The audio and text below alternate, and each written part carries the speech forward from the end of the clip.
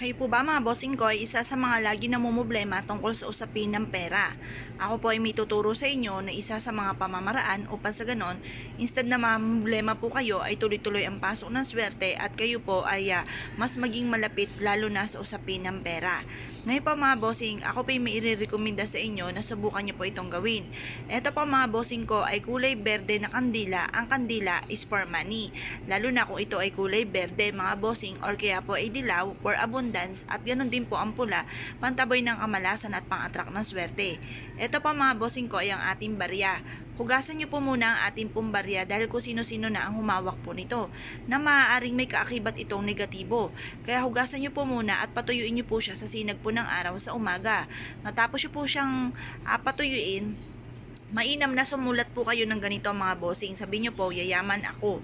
Tapos sabihin nyo, yung matagal nyo ng pinapangarap, ito po halimbawa lamang, depende kung magkano po yung amount na matagal nyo ng pinapangarap. Bukod po sa sipag at tiyaga, mainam na subukan nyo ito dahil may mga pagkakataon na masipag po tayo pero parang sa walat wala ang ating kasipagan.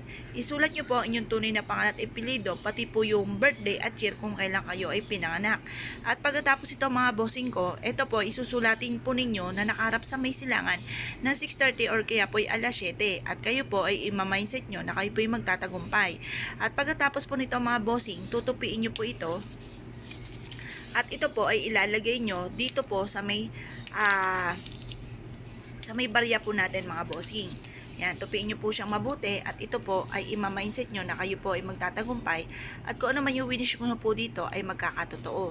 Ngayon pa mga bossing, kung kayo po ay never pa nakagawa ng ganito at nais po nang gumawa ng ganito mga pamamaraan, ito po ay isa sa mga napakasimple at napaka-epektibong pamamaraan na maaaring makatulong po sa inyo para kayo po ay swertein sa inyo pong buhay.